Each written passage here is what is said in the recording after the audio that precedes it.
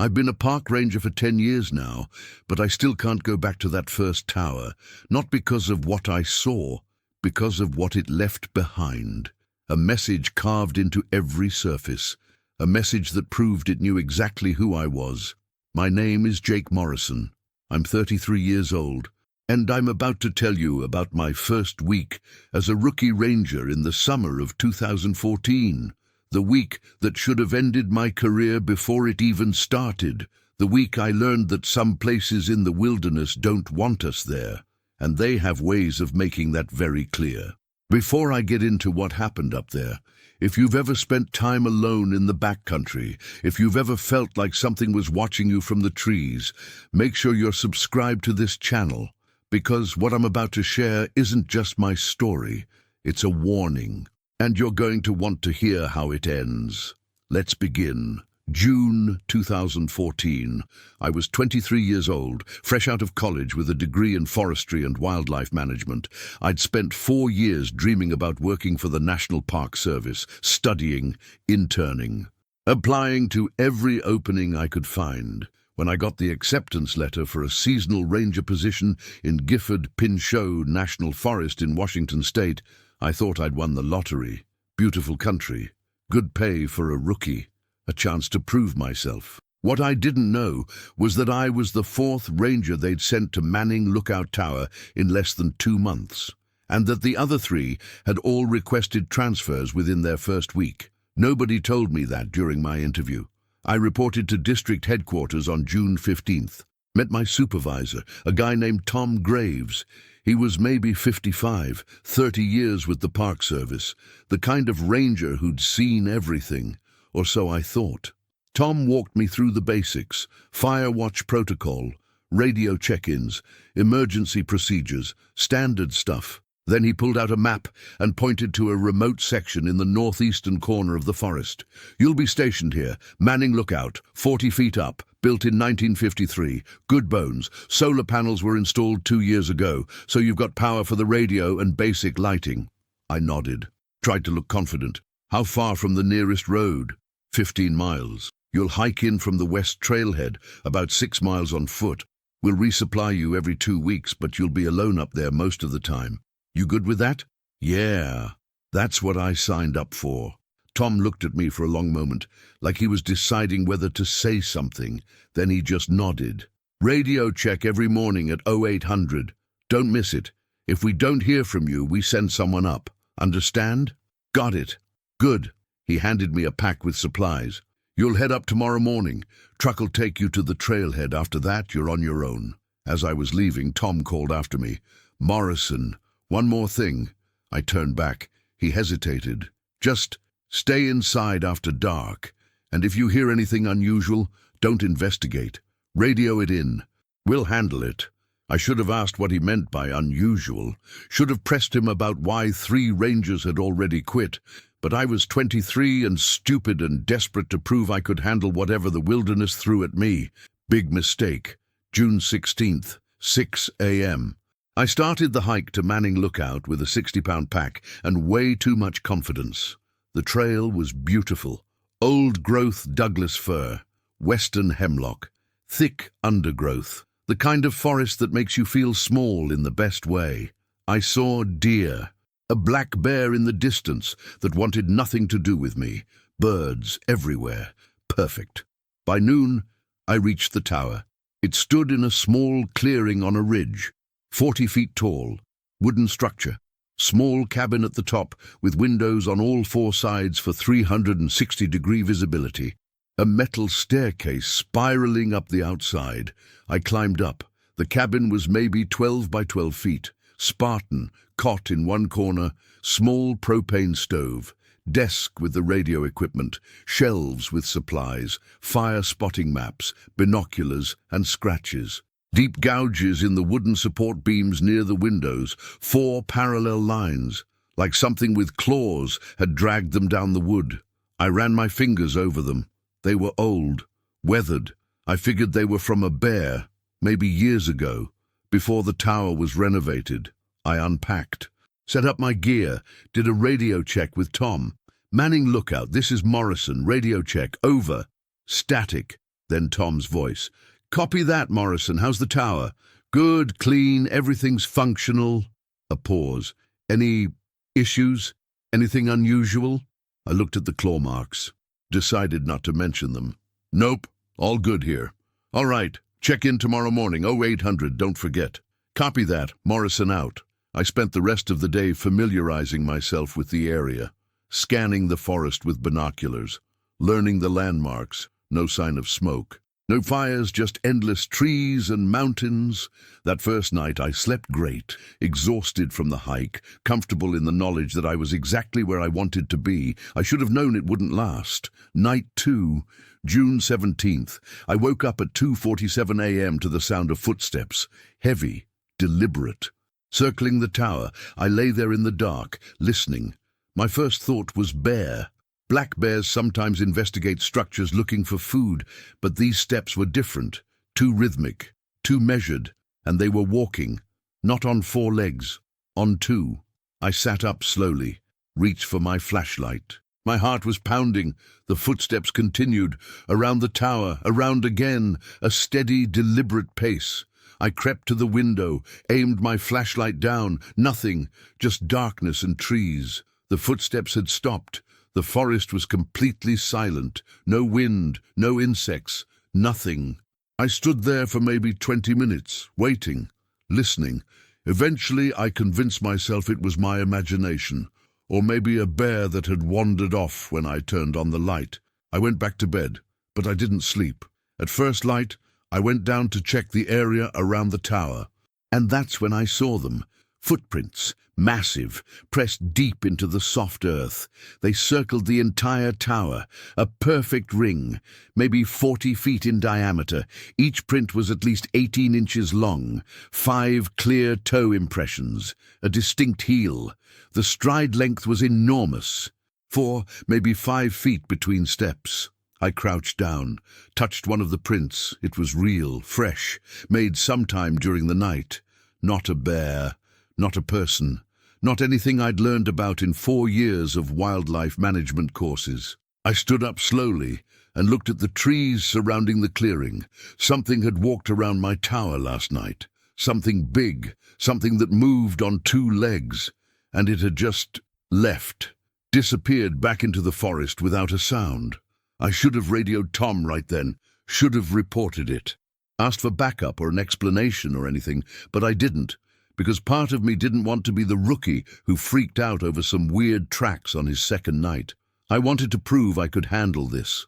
So I went back up to the tower, did my morning radio check, told Tom everything was fine, and waited for nightfall. That afternoon, I did something stupid. I followed the tracks. They led away from the tower into the forest to the north, deep into thick undergrowth where the canopy blocked most of the sunlight. I tracked them for maybe a quarter mile before they just stopped. Not like the creature had walked into harder ground where prints wouldn't show. They literally ended, mid-stride, like whatever made them had just vanished. I stood there in the dim forest, completely alone, and felt the hairs on the back of my neck stand up. Something was wrong about this place. The silence was too complete, the shadows too deep. I had the overwhelming sense that I was being watched, studied. I turned around and hiked back to the tower as fast as I could without running. Got back inside before the sun went down. Locked the door. Yeah, I locked the door. Like that would help against something that could probably tear through the walls if it wanted to. Night 3, June 18th. I didn't sleep. Just sat at the desk, radio within reach, flashlight in hand, staring out the windows into the darkness. At 1:30 a.m., I heard it. Scratching, carving. The sound of something sharp dragging through wood. It was coming from directly below the south-facing window, right under where I was sitting. I froze, every muscle in my body locked up. The sound continued, slow, deliberate, like someone taking their time, making sure the marks were deep, permanent. I wanted to look, wanted to shine my light down and see what was doing it, but I couldn't move, couldn't even breathe. The scratching went on for maybe 10 minutes. Then it stopped. Silence. I sat there until sunrise. Didn't move, didn't sleep, just waited. When the sun finally came up, I went outside and looked at the south support beam. Fresh gouges, 4 parallel lines, deep, deliberate, carved into the wood maybe 6 feet off the ground. But that wasn't the worst part. The worst part was that the marks formed a pattern, not random scratches. A symbol, 4 vertical lines, then a horizontal line across the middle, like someone had carved a tally mark, or a gate, or a warning, and directly below it, pressed into the dirt, was a single massive handprint, 5 fingers, a palm, but huge, easily twice the size of my hand. It was a message. I know you're here. I see you. This is my place. I radioed Tom that morning, tried to keep my voice steady. Manning, look out. This is Morrison. We need to talk. Over. Go ahead, Morrison. I'm seeing some unusual activity up here. Large tracks, damage to the tower structure. I think we might have a bear problem. A long pause, then, what kind of damage? Scratch marks, fresh ones, and tracks that don't match any bear I've seen. Another pause, longer this time. Stay calm, Morrison. Bears are common in that area. Just keep your food secured. Don't leave anything outside, it'll move on. Tom, these aren't bear tracks. What are they then? I hesitated, because saying it out loud would make me sound insane. I don't know, but they're big, bipedal, and whatever it is came right up to the tower last night. Silence on the other end. Then Tom's voice, quieter. Did you see it? No. I heard it, and I saw what it left behind. Listen to me carefully, Morrison. You're going to be fine. Just stay inside after dark. Keep the radio close. Do your job. I'll send someone up to check on you in a few days. Can you handle that? I wanted to say no, wanted to demand he send someone right now, or better yet, let me come down. But I didn't. Yeah, I can handle it. Good man. Check in tomorrow. 0800. Tom out. I sat there staring at the radio, wondering if Tom knew more than he was saying, wondering if this had happened to the other rangers, wondering what the hell I'd gotten myself into. That night, night 4, I decided I wasn't going to just sit there and wait. I set up my phone to record video aimed out the south window, positioned my flashlight within reach, and I stayed awake, waiting. At 11:43 p.m. the forest went silent again, that same dead quiet that makes your ears ring. Then I heard it, breathing, deep, slow, right outside the tower. I grabbed my flashlight, aimed it out the window, and turned it on. For maybe 3 seconds I saw it. Standing maybe 20 feet from the tower, partially hidden behind a tree. But I saw enough, massive, 9 feet tall, easily, covered in dark reddish-brown hair, broad shoulders, arms that hung down past where its knees should be, and it was staring directly at me, not like an animal, like a person, aware, intelligent, focused. Then it stepped back behind the tree and was gone. No sound, no crashing through brush, just gone. I stood there with the flashlight shaking in my hand. My phone had recorded the whole thing. I played it back. The footage was dark, grainy, but you could see the shape, the size, the eyes reflecting the light. Proof. I had actual proof. I should have been excited, vindicated.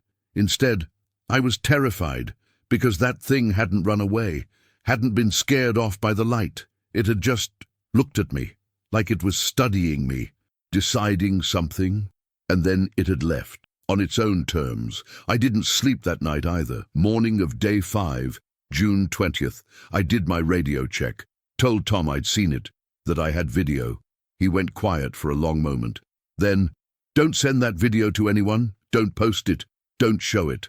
Understand? What? Why not? Because I'm trying to protect you, Morrison. You think you're the first ranger to see something up there. You think the Park Service wants that getting out. Just delete it.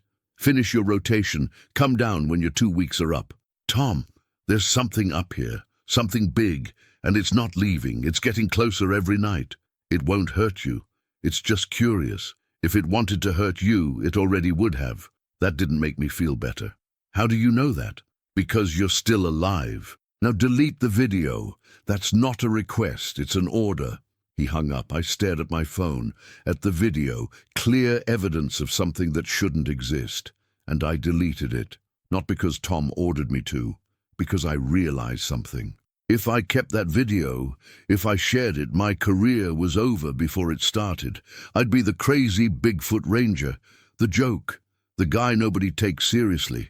So I got rid of it, and I hated myself for it.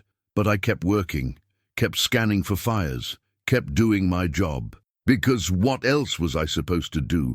Abandon my post? Prove I couldn't handle it? Night 5. The scratching came back, this time on all 4 sides of the tower, like it was circling while it carved, marking the entire structure. I didn't look.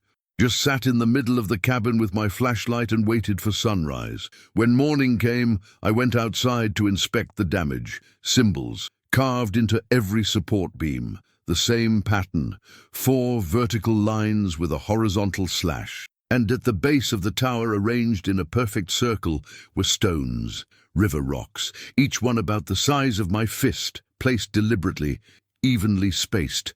A message, a warning, a claim. This is mine. You don't belong here. Leave. I should have left. Should have hiked down that morning and never looked back. But I had 5 days left in my rotation, and I was stubborn, scared, but stubborn. If I quit now, I'd be just like the 3 rangers before me. Another failure, another guy who couldn't hack it. So I stayed. Night 6, June 21st. It came back, but this time it didn't just scratch and leave. This time it stayed. I could hear it circling, footsteps, heavy breathing, the tower creaking slightly under the weight of something leaning against it. Then I heard something that made my blood run cold. A voice, not animal sounds. Not grunts or growls. A voice, deep, rough, but unmistakably trying to form sounds. It was trying to mimic me. I'd been talking to myself earlier, out loud, the way you do when you're alone. Just casual stuff. All right, time for dinner. Let's see what we've got. And now outside in the dark, I heard it. Team dinner. Not perfect. Slurred, like someone with a speech impediment. But my words, in that thing's voice. I backed away from the window, hand over my mouth to keep from making noise. It tried again. All right, all right. It was learning, repeating, practicing. I don't know how long it stayed out there, hours maybe, occasionally repeating fragments of what I'd said, getting a little better each time. When sunrise finally came, it left, and I sat there shaking, realizing something horrible. It wasn't just marking the tower, it was marking me, learning me, my voice, my patterns, my routine. This wasn't random, this was targeted, personal. That morning, I radioed Tom and told him I was coming down, that I'd completed 6 days and that was enough. I was done. He didn't argue. Just said, pack your gear, I'll have someone meet you at the trailhead tomorrow morning. Relief flooded through me. One more night. I could survive one more night. I was wrong. Night 7, my last night at Manning Lookout. I packed everything except what I needed for the night. Radio, flashlight, a little food.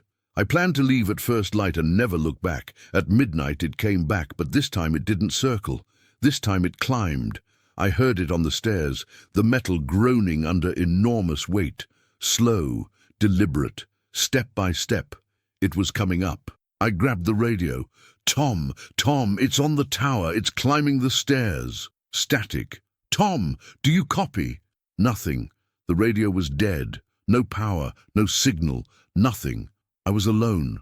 The footsteps stopped, right outside the door. I could hear breathing, heavy, wet. Right on the other side of the thin wooden door. Then a sound I'll never forget. Knocking. 3 slow, deliberate knocks. It was asking permission, or mocking me. I don't know which is worse. I didn't answer, didn't move, just stood there in the dark, flashlight off, barely breathing. The knocking came again. 3 knocks, harder this time, then silence.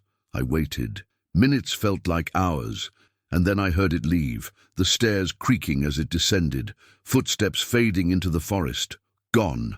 I collapsed, sat on the floor with my back against the wall, and waited for sunrise. When the sun finally came up, I went outside to check the door, and there, carved into the wood right next to the handle, was something new. Not symbols this time, letters, crude, rough, but unmistakable. J-A-K-E. My name. It knew my name. I don't know how it learned it. Maybe it heard Tom say it over the radio. Maybe it found paperwork I'd left on the desk. Maybe it understood more than I thought possible.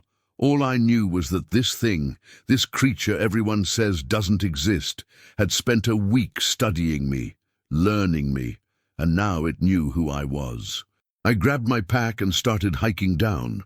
Didn't wait for morning radio check, didn't care about protocol. I just wanted off that mountain. The hike down felt longer than the hike up. Every sound made me jump. Every shadow looked like something watching. I didn't feel safe until I reached the trailhead and saw Tom's truck waiting. He took one look at my face and didn't ask questions. Just opened the passenger door and said, "Get in." We drove in silence for maybe 20 minutes. Then Tom finally spoke. "You saw the name, didn't you?" I turned to stare at him. You knew this whole time." "Yeah, I knew." "What the hell is it?" Tom kept his eyes on the road. "Honestly, I don't know. None of us do. It's been in that area for as long as I've been with the Park Service, maybe longer. Every few years we station a ranger up there, and the same thing happens. It watches them, tests them, marks the tower, and eventually they leave. Why do you keep sending people up there?" "Because it's our job. Firewatch doesn't stop just because something lives in those woods. And as long as rangers stay inside at night and don't provoke it, it doesn't hurt anyone. It's territorial, but it's not violent. It carved my name into the door, Tom. That's not just territorial, that's personal." Tom was quiet for a moment. "Yeah, it's never done that before." "Great. I was special. What happened to the other rangers, the 3 before me?" "They quit, requested transfers. One of them left the Park Service entirely, said he couldn't sleep anymore, said he kept hearing his name being called in the middle of the night." My blood went cold. "Is that gonna happen to me?" "I don't know, kid. I hope not." We reached the district headquarters. Tom parked and turned to me. "Morrison, you did good up there. Most rookies don't last past night 3. You made it the full week. That takes guts." "I don't feel brave. I feel traumatized." "That's what bravery is, being terrified and doing the job anyway." He handed me a form. "This is a transfer request. I can have you reassigned to a different district, somewhere flat, somewhere safe, no questions asked." I stared at the form. It would have been so easy. Sign it. Leave. Forget Manning Lookout ever existed, but something stopped me. If I ran now, I'd spend the rest of my life wondering, afraid, never knowing if it would follow, never knowing if I'd hear my name in the dark. "What if I don't transfer?" I asked. "What if I want to stay?" Tom looked surprised. "You want to go back up there?" "No, God, no. But I want to stay in this district. I want to work other towers, other areas. I want to prove I can do this job." Tom studied me for a long moment. Then he smiled, genuine, proud. "All right, Morrison, you've got guts. I'll station you at Cascade Lookout, 20 miles west. Nice area, no history of unusual activity." "Thank you. Just promise me one thing. If you ever hear your name being called in the woods, you report it immediately. Don't investigate, don't engage, just call it in." "I promise." That was 10 years ago. I've worked for the Park Service ever since. I've been stationed at a dozen different towers across Washington state. I've seen bears, cougars, elk, eagles. I've fought fires, rescued lost hikers, worked through blizzards and heat waves. And I've never gone back to Manning Lookout. The tower's still there, still operational. The Park Service stopped stationing rangers there full-time after I left. Now they just do periodic flyovers, check for smoke from helicopters. Nobody stays overnight. Because whatever lives in those woods doesn't want us there. And we've finally learned to respect that. But here's the thing that still keeps me up at night. About 2 years ago, I was stationed at a different tower, Walker Ridge, about 30 miles south of Manning. Different forest, different district entirely. I'd been there for maybe a week when I woke up one night to a sound I hadn't heard in 8 years. Footsteps circling the tower. I sat up, heart pounding, telling myself it was just a bear, just an elk, just my imagination. Then I heard it. Scratching, carving, something marking the wood. I waited until morning, went outside to check. 4 vertical lines with a horizontal slash across the middle. The same symbol from Manning Lookout, and below it, pressed into the dirt, a massive handprint. It had found me. I requested a transfer the next day. Moved to a tower 40 miles east, completely different terrain. 3 months later it happened again. The footsteps, the scratching, the symbol. Tom retired 2 years ago. Before he left, I asked him if he'd ever heard of it following a ranger before. No, he said quietly. Never. Whatever you did, whatever connection you made with it during that first week, it marked you, Morrison. Really marked you. Not just the tower. You. What am I supposed to do? I don't know. But I'll tell you this. It's had a decade to hurt you, to do something violent, and it hasn't. Maybe it doesn't want to hurt you. Maybe it just wants, I don't know, contact, recognition. Maybe it's lonely. That doesn't make this any less terrifying. No, but it means you're probably safe, as long as you keep treating it with respect. Tom died last year. Heart attack. At his funeral, his wife gave me an envelope. Said Tom wanted me to have it. Inside was a note. Morrison, if you're reading this, I'm gone. There's something I never told you about Manning Lookout. In 1987, a ranger named Sarah Mitchell was stationed there for a full summer. She didn't just survive, she thrived. Said she'd made a friend in those woods, something intelligent, something kind.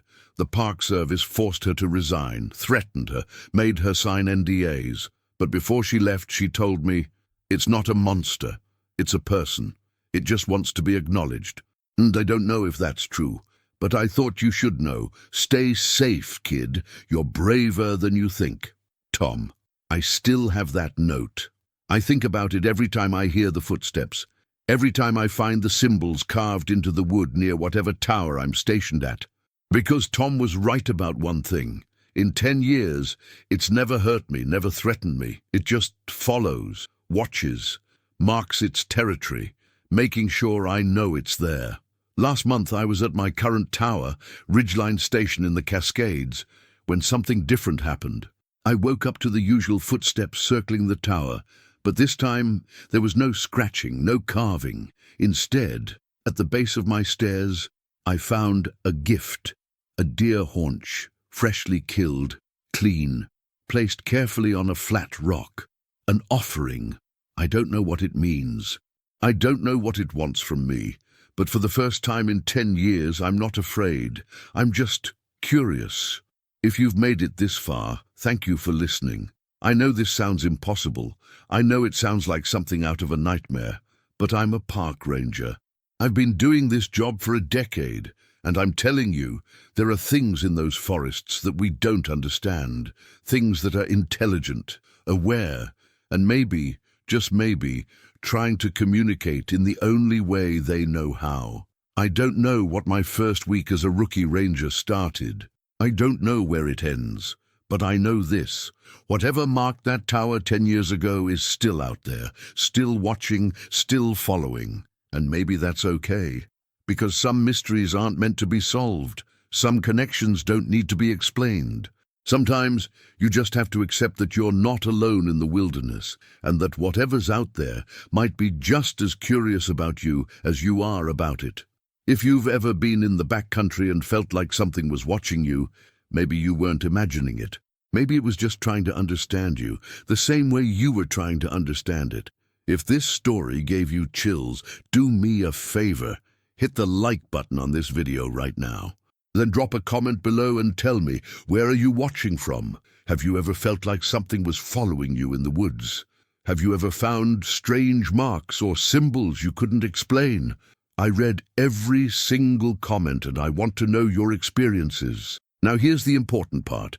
If you want to hear more stories like this, you need to subscribe to this channel. Click that subscribe button right now and make sure you turn on the notification bell so you don't miss the next story.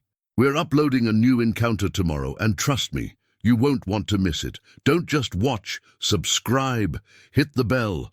I'll see you in the next one. Until next time, stay safe out there. And if you ever hear your name being called from the darkness, maybe it's not a threat. Maybe it's just something lonely trying to say hello, because some mysteries aren't meant to be solved. Some connections don't need to be explained.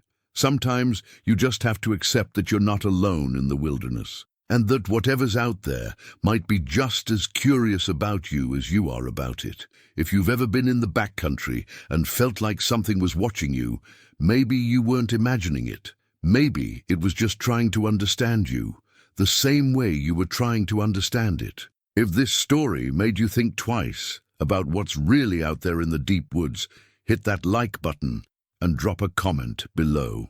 Tell me, have you ever felt like something was following you?